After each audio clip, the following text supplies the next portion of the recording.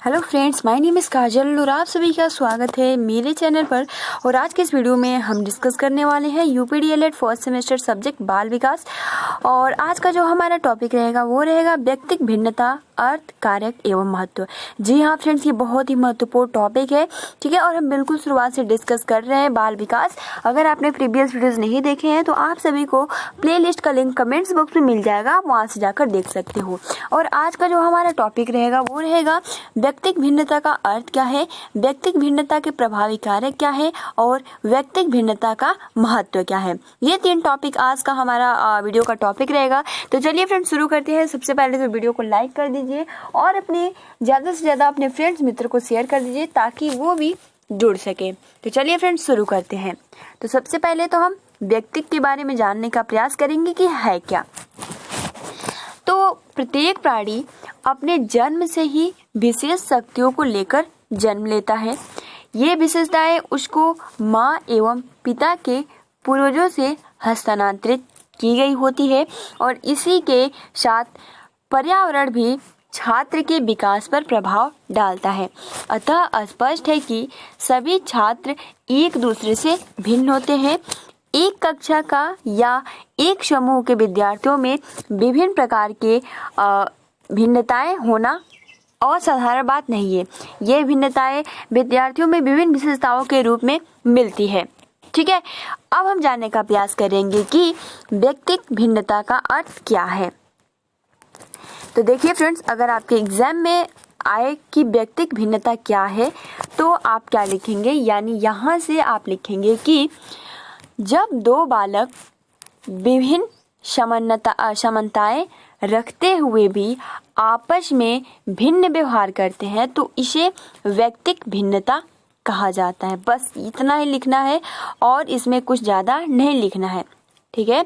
यानी जब 2 बालक में बहुत कुछ समानताएं पाई जाती है लेकिन बहुत कुछ समानता पाने के बाद भी, बहुत कुछ मैच करने के बाद भी उनमें कुछ ना कुछ डिफरेंट जरूर पाया जाता है, उसे हम व्यक्तिक भिन्नता कहते हैं। व्यक्तिक भिन्नता से अभिप्राय है कि प्रत्येक व्यक्ति में जैविक, मानसिक, सांस्कृतिक, संवेगात्मक अंतर पाया जाता है। इसी अंतर के कारण एक व्यक्ति दूसरे से भिन्न माना जाता है। अतः कोई भी 2 व्यक्ति समान नहीं होते। यहाँ तक कि जुड़वा बच्चों में भी असमानता पाई जाती है। इस दृष्टि से व्यक्तिक भिन्नता प्रकृति द्वारा प्रदत्त स्वाभाविक गुण है और विभिन्न मनोवैज्ञानिकों ने व्यक्तिक भिन्नता को निम्नलिखित प्रकार से परिभाषित किया है। तो फ्रेंड्स, केवल और केवल आप एग्जाम में अगर पूछा जाए तो आप इतना ही लिखेंगे, जब 2 बालक के विभिन्न समानताएं रखते हुए भी आपस में भिन्न व्यवहार करते हैं तो इसे हम व्यक्तिक भिन्नता कहते हैं या फिर कहलाता है या फिर कहा जाता है। ये क्लियर हो गया। अब हम जानेंगे स्किनर के अनुसार, यानी जो राइटर है स्किनर सबसे महत्वपूर्ण है क्योंकि राइटर्स के अनुसार आपके बहुविकल्पीय प्रश्न में आता है, ठीक है। तो राइटर है, मनोवैज्ञानिक है स्किनर के अनुसार। इन्होंने क्या अपनी व्यक्तिक में अपना स्टेटमेंट या राय दिया है। तो इन्होंने जो स्टेटमेंट दिया है कि व्यक्तिगत विभिन्नता में संपूर्ण व्यक्ति का कोई भी ऐसा पहलू सम्मिलित हो सकता है जिसका माप किया जा सकता है कि हाँ, वो व्यक्ति उस व्यक्ति से बहुत ही कुछ उसमें अंतर या डिफरेंट पाया जाता है। तो ये इन्होंने बोला है व्यक्तिगत विभिन्नता संपूर्ण व्यक्तित्व का कोई भी ऐसा पहलू सम्मिलित हो सकता है जिसका माप किया जा सकता है। अब अगला है टायलर के अनुसार। तो इन्होंने क्या बोला है, तो शरीर के आकार और स्वरूप, शारीरिक गति संबंधी क्षमताओं, बुद्धि, उपलब्धि, ज्ञान, रुचियों, अभिवृत्तियों और व्यक्तित्व के लक्षणों में माप की जा सकने वाली विभिन्नताओं की उपस्थिति सिद्ध की जा चुकी है। यानी जो टायलर हैं ये बोलते हैं कि शरीर के जो आकार होते हैं, जो भी स्वरूप होता है, जो उनका शारीरिक गति होती है, जो उनकी क्षमता होती है, बुद्धि होता है, ज्ञान होता है, ये क्या है, ये एक माप की जा सकने वाली विभिन्नताओं की उपस्थिति है कि उसकी रुचि कैसी है, तो एक अलग व्यक्ति की रुचि कैसी है, उसका स्वरूप कैसे है, तो दूसरे व्यक्ति का स्वरूप कैसा है। मतलब इनके थ्रू हम रुचि के अनुसार, ठीक है, आपका अभिवृत्ति के अनुसार, ज्ञान के, बुद्धि के अनुसार हम पता लगा सकते हैं कि जो ये एक व्यक्ति है दूसरे व्यक्ति से बहुत ही डिफरेंट है। यदि ये टाइलर ने दिया है, तो यदि हम उपयुक्त कथनों का विश्लेषण करें तो स्पष्ट होता है कि व्यक्तिगत भिन्नताओं के अंतर्गत किसी एक विशेषता को आधार मानकर हम अंतर स्थापित नहीं करते, बल्कि संपूर्ण व्यक्तित्व के आधार पर अंतर करते हैं। ठीक है, अब आप यहाँ देख सकते हो व्यक्तिगत भिन्नता का अर्थ स्पष्ट कीजिए। तो बस जो मैंने आप सभी को बताया कि बहुत कुछ दो व्यक्तियों या दो बालकों या मतलब दो मानव के बीच बहुत कुछ समानताएं रहते हुए भी कुछ उनमें अंतर पाया जाता है, उसे ही हम इसका अर्थ हो जाता है व्यक्तिगत भिन्नता का। व्यक्तिगत भिन्नताओं का एक परिभाषा लिखिए तो आप लिख सकते हो कि शरीर के आकार, उसकी रुचि, उसकी अभिवृत्ति, उसके बुद्धि, इसके थ्रू हम पता लगा सकते हैं कि एक व्यक्ति दूसरे व्यक्ति से किस तरीके से भिन्न है। ठीक है, अब देखिए यहाँ अब प्रश्न ऐसा आ सकता है, अब तक हमने दो प्रश्न क्लियर कर चुके हैं। पहला ये कि व्यक्तिगत का अर्थ क्या है, ठीक है, व्यक्तिगत भिन्नता का, और व्यक्तिगत भिन्नता का बारे में एक दो परिभाषा लिखिए। अब हम जानने का प्रयास करेंगे ये कि व्यक्तिगत भिन्नता के प्रभावी कारक क्या हैं। ठीक है, तो देखिए फ्रेंड्स, व्यक्तिगत भिन्नता के जो प्रभावी कारक है, इसमें यहाँ सबसे पहले क्या कह रहा है एक बारी पढ़ लेते हैं। तो व्यक्तिगत भिन्नता का प्रभावी अधिगम प्रक्रिया तथा उसकी उपलब्धि पर पड़ता है। ठीक है, व्यक्तिगत भिन्नता के आधार है, इसके कारण सीखने की क्रिया प्रभावित होती है और इसके जो अनेक कारण हैं, इसमें सबसे पहला जो आता है वो आता है वंशानुक्रम यानी वंशानुक्रम। तो वंशानुक्रम में वे सभी जीन्स सम्मिलित है जो एक बालक को उसके माता पिता से गर्भ धारण के समय प्राप्त होते हैं। वंशानुक्रम एक प्रकार की वंश परंपरागत शक्ति है जिसके द्वारा माता पिता और पूर्वजों के गुण नवनिर्मित शिशु में हस्तांतरित होते हैं। इसमें शरीर और मानसिक दोनों प्रकार के गुणों का हस्तांतरण होता है, यानी जिस तरीके से उन लोगों के माता पिता या उनके जिस तरीके से पूर्वज होंगे, उसी प्रकार जो उनका शिशु होगा, जो बालक जन्म लेगा, उसमें वो हस्तांतरित होता है। ठीक है, उनका शरीर का आकार और उनका मानसिक।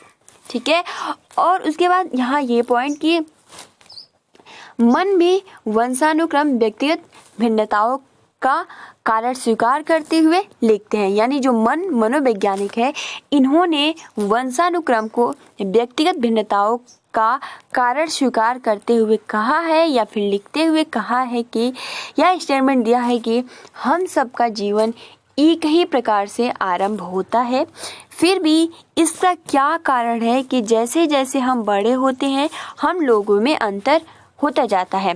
ठीक है, यानी जो मनोवैज्ञानिक है, इन्होंने बोला है कि हम सभी, क्योंकि हम सभी एक ही प्रोसेस पूरा रहता है, हम वैसे ही जन्म लेते हैं, तो फिर हमें बहुत सारे डिफरेंट क्यों पाई जाती है, उसका आकार, उसका रंग, उसकी रुचि। ठीक है, वो इस तरीके से क्यों होता है? तो इसका जो कारण है वो यही है कि वंशानुक्रम, यानी जो हमारे पूर्वज है, जो उनमें गुण होता है, जो उनका शारीरिक आकार होता है, जो उनका रंग रूप होता है, वो एक बालक में हस्तांतरित हो जाता है। तो इसलिए इन जो भी दो व्यक्तिगत या बहुत सारे व्यक्तिगत में भिन्नता पाई जाती है। ठीक है, तो पहला तो हो गया वंशानुक्रम। अब देखिए दूसरा जो है वो है वातावरण। वातावरण क्या है? तो देखिए फ्रेंड्स, वातावरण के बारे में थोड़ा डिस्कस करते हैं। तो व्यक्तिगत भिन्नताओं का दूसरा महत्वपूर्ण जो कारण है वो वातावरण। मनोवैज्ञानिकों का तर्क है कि व्यक्ति जिस प्रकार के सामाजिक वातावरण में निवास करता है उसी के अनुरूप उसका व्यवहार, रहन सहन, आचार विचार आदि होते हैं। अतः विभिन्न सामाजिक वातावरणों में निवास करने वाले व्यक्तियों में भिन्नताओं का ज्ञान होना स्वाभाविक है। यही बात भौतिक और सांस्कृतिक वातावरणों के विषय में भी कही जा सकती है। वातावरण का कारक का शरीर, शारीरिक और मानसिक विकास दोनों ही क्षेत्रों में प्रभाव है। उपयुक्त वातावरण के अभाव में शारीरिक व मानसिक योग्यताओं का अतः कहा जा सकता है कि उपयुक्त वातावरण के अभाव में वंशानुक्रम द्वारा प्रदान की हुई विशेषताओं का सामान्य विकास संभव नहीं है। यानी जब तक वातावरण अच्छा नहीं रहेगा तब तक उसका जो वंशानुक्रम है, जो उसका शारीरिक आकार है, तब तक वो अच्छा। आपने देखा भी होगा जिस तरीके से वातावरण होता है वो उसी प्रकार से उसमें अपने आप को समायोजित कर लेते हैं, ढाल लेते हैं। ठीक है, तो ये एक और कारण है व्यक्तिगत भिन्नता में उसका वातावरण।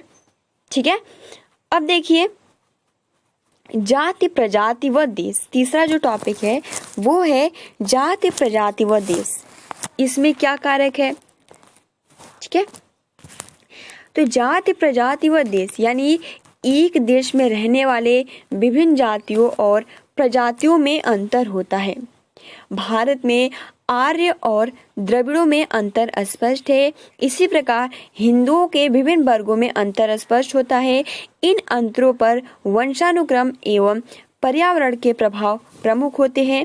इसी प्रकार जो निग्रो प्रजाति की अपेक्षा श्वेत प्रजाति अधिक बुद्धिमान और कार्यकुशल होते हैं।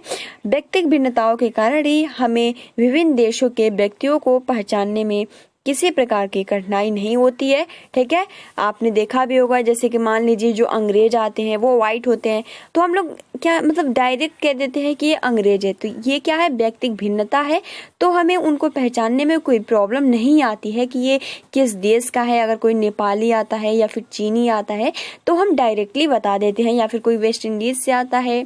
ठीक है फ्रेंड्स, तो ये आप सभी को क्लियर हो गया। अब देखिए अगला है चौथा की आयु व बुद्धि, यानी व्यक्तिगत भिन्नता का एक कारण आयु और बुद्धि भी है। आयु के साथ साथ बालक का शारीरिक, मानसिक और संवेगात्मक विकास होता है। इसलिए विभिन्न आयु के बालक, ठीक है, देखिए यहाँ इस तरीके से प्रश्न आ सकता है कि आयु बुद्धि के सहसंबंध को समझाइए, तो जस्ट हम ये अभी डिस्कस कर रहे हैं। ठीक है, यानी यहाँ कह रहा है कि इसलिए विभिन्न आयु के बालकों में अंतर मिलता है और बुद्धि जन्मजात गुण होने के कारण किसी को प्रतिभाशाली और किसी को मूड बनाकर अंतर की स्पष्ट रेखा खींच देती है। क्योंकि एक छोटा सा बच्चा मतलब मान लीजिए 5 क्लास में पढ़ता हो और कोई 6 क्लास में पढ़ता हो, लेकिन जो 5 क्लास का स्टूडेंट है उसका जो मानसिक विकास है बहुत ही तेज है और वो किसी भी सब्जेक्ट में बहुत ही तेज है। लेकिन अगर वही बात करें वो 6 क्लास में है और उसका जो मानसिक आयु है वो 4th क्लास के अपेक्षा बहुत ही कम है, तो उसको हम क्या कहते हैं कि जो उसका मानसिक विकास है बहुत ही लो है। ठीक है, तो इसमें भी विभिन्नता पाई जाती है। ठीक है फ्रेंड्स, तो आपने देखा कि जो उसका एज था, आयु था, वो ज्यादा था। ठीक है, उसका कम था लेकिन उसका मानसिक विकास ज्यादा था। अब देखिए पांचवा जो है वो है शिक्षा और आर्थिक दशा, यानी शिक्षा व्यक्ति को शिष्ट, गंभीर, विचारशील बनाकर अशिक्षित व्यक्ति से उसे भिन्न कर देता है। ठीक है, यानी शिक्षा का भी अहम रोल है कि व्यक्तिगत उसमें भिन्नता पाई जाती है। आप जैसे कि आपने निरक्षर, ठीक है, तो यहाँ यही है निरक्षर और साक्षर, तो आप देख सकते हो अलग अलग इसको कर दिया गया है। क्यों? क्योंकि शिक्षा का भी इसमें अहम रोल होता है। तो इसीलिए कहा गया है कि शिक्षा व्यक्ति को शिष्ट, गंभीर, विचारशील बनाकर अशिक्षित व्यक्ति से उसे भिन्न कर देता है। ठीक है, और निम्न आर्थिक दशा अर्थात गरीबी को सभी तरह के पापों और दुर्गुणों को कारण माना जाता है। गरीबी के कारण ही लोग चोरी, हत्या जैसे मतलब जितने भी अपराध करते हैं। ठीक है, परंतु इस अपराध को भी गलत नहीं मानते, परंतु ये लोग उन व्यक्तियों से पूर्णतः भिन्न है जो उत्तम आर्थिक दशा के कारण प्रत्येक कुकर्म को अक्षम्य अपराध समझते हैं। अब देखिए जो 6 पॉइंट है वो है लिंग भेद, यानी व्यक्तिगत भिन्नता का एक महत्वपूर्ण कारक जो है वो है लिंग भेद। यानी इस भेद के कारण बालक और बालिकाओं के शरीर की बनावट, संवेगात्मक विकास की कार्य क्षमता में अंतर मिलता है। स्किनर का विचार है कि इन्होंने स्टेटमेंट दिया है कि बालिकाओं में स्मृति योग्यता अधिक तथा बालकों में शारीरिक कार्य करने की क्षमता अधिक होती है। ठीक है, मतलब जो स्किनर है इन्होंने बोला है कि जो बालिकाओं का स्मृति होता है वो बहुत ही अधिक होता है। ठीक है, जो उनका मेमोरी होता है वो बहुत ही अधिक होता है, लेकिन जो बालक होते हैं उनका जो शारीरिक कार्य करने की क्षमता होती है वो अधिक होती है। ठीक है, तो बालक गणित और विज्ञान में बालिकाओं से आगे होते हैं, यानी जो बालक होते हैं वो गणित और विज्ञान में बालिकाओं से आगे होते हैं, जबकि जो बालिकाएं होती हैं वो भाषा और सुंदर हस्तलेख में बालकों से आगे होती हैं। ठीक है, बालकों पर सुझाव का कम प्रभाव पड़ता है पर बालिकाओं पर अधिक। तो ये किसका स्टेटमेंट है? तो ये स्किनर का स्टेटमेंट है। इस तरीके से क्वेश्चन आपको मैं बता दूं कि आपके टेट या फिर सुपर टेट एग्जाम में पूछा जाता है फ्रेंड्स। तो आप जितने भी स्टेटमेंट है आप इसको अच्छे से याद कर लीजिएगा। ठीक है फ्रेंड्स, इस प्रकार व्यक्तिगत भिन्नता के अनेक कारक हैं, पर जहाँ तक विद्यालयों में शिक्षा ग्रहण करने वालों छात्रों का प्रश्न है, उनकी भिन्नता के कुछ अन्य कारण प्रमुख हैं। इनका उल्लेख करते हुए गैरसिन व अन्य ने लिखा है। देखिए यहाँ भी स्टेटमेंट आ गया, तो इसको भी हम एक बार देख लेते हैं कि बालकों की भिन्नता के श्रेष्ठ कारणों में प्रेरणा, बुद्धि, परिपक्वता, वातावरण संबंधी उद्दीपन में विचलन, यानी जो बालकों में जो भी भिन्नता पाई जाती है उनका जो श्रेष्ठ कारण ये भी हो सकता है प्रेरणा, बुद्धि, परिपक्वता, वातावरण संबंधी कुछ उद्दीपन में विचलन। ठीक है, तो ये आपका था कि किस तरीके से कौन कौन से कारक हैं व्यक्ति की भिन्नता के। ठीक है, तो ये हमने ये प्रश्न डिस्कस कर लिया, 3 प्रश्न डिस्कस कर लिया। एक तो ये कि व्यक्ति भिन्नता का अर्थ क्या है, व्यक्तिगत भिन्नता की परिभाषा क्या है, और हमने एक और डिस्कस किया कि व्यक्तिगत भिन्नता के कार्य कौन कौन से हैं। तो जिसमें आपका वंशानुक्रम आ जाता है, वातावरण आ जाता है, ठीक है, जाति आ जाता है, ठीक है, उसके बाद आपका लिंग भेद भी आ जाता है और शिक्षा भी आ जाता है। ठीक है फ्रेंड्स, अब हम जानने का प्रयास ये करेंगे कि देखिए प्रश्न ऐसे पूछ सकता है कि वंशानुक्रम व्यक्तिगत भिन्नता का प्रमुख कारण बताइए। ठीक है, सत्य है या असत्य है, यानी यहाँ आपको बताना है कि वंशानुक्रम व्यक्तिगत भिन्नता का प्रमुख कारण है, क्या सत्य है या फिर असत्य है। तो सत्य है, सभी बालकों में मानसिक योग्यता का विकास समानता से नहीं होता है, यानी सभी बालकों में जो मानसिक योग्यता का विकास, ठीक है, मानसिक योग्यता का विकास समानता से मतलब एक जैसे नहीं होता है। क्या सत्य है या असत्य है? तो ये आपका सत्य है। ठीक है, क्योंकि जो मानसिक योग्यता है सबका एक साथ नहीं होता है और सबका सेम एक जैसे ही नहीं होता है।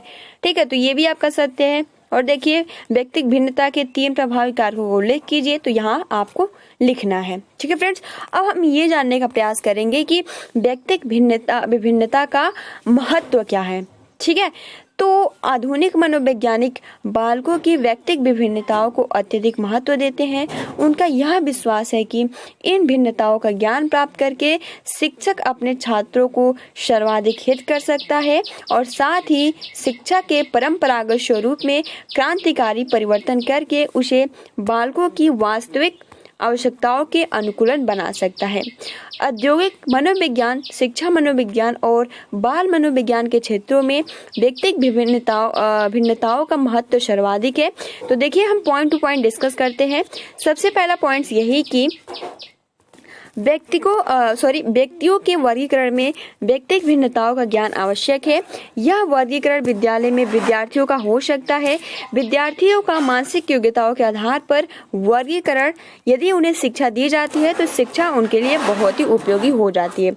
उसी प्रकार अगर हम सेकेंड पॉइंट की बात करें तो अध्ययनों में देखा गया है कि कक्षा में मानसिक दृष्टि से जितनी अधिक समाजातीयता होगी शिक्षा का प्रभाव उतना ही समान होगा। अगला पॉइंट ये कि कक्षा में व्यक्तिगत भिन्नताओं के अनुसार शैक्षिक आवश्यकताओं की पूर्ति के लिए आवश्यक है कि कक्षा में बालकों की संख्या अधिक से अधिक 20 होनी चाहिए और कक्षा में विद्यार्थियों की संख्या कम होने से शिक्षा का विद्यार्थियों से व्यक्तिगत संपर्क व संबंध अच्छा होता है। यानी कम स्टूडेंट रहते हैं तो वो बहुत ही हर एक स्टूडेंट से व्यक्तिगत यानी संपर्क हो जाता है। ठीक है, तथा वह विद्यार्थियों से उनके स्वभाव के अनुसार कार्य करवा सकते हैं। अगला पॉइंट कि एक ही कक्षा के बालकों की रुचियों, अभिवृत्तियों एवं मानसिक योग्यताओं में अंतर होने के कारण पाठ्यक्रम का विभिन्नकरण अत्यंत आवश्यक है। सबको अपनी रुचि, योग्यताओं और इच्छाओं के अनुसार विषयों के चयन में छूट होनी चाहिए। उसके बाद कि व्यक्तिगत भेदों के कारण जब सब बालकों में सामान्य कार्य की समान मात्रा पूर्ण करने की क्षमता नहीं होती है, अतः गृह कार्य देते समय बालकों की क्षमताओं और योग्यताओं को भी पूर्ण ध्यान में रखकर ही होमवर्क देना चाहिए। अगला पॉइंट ये कि व्यक्तिगत भिन्नताएं लिंग भेद के कारण भी पाई जाती है, जिससे बालक और बालिकाओं के रुचि, क्षमताओं, योग्यताओं, आवश्यकताओं आदि में अंतर होता है। जैसे जैसे वो बड़े होते हैं वैसे वैसे अंतर अधिक स्पष्ट होता है।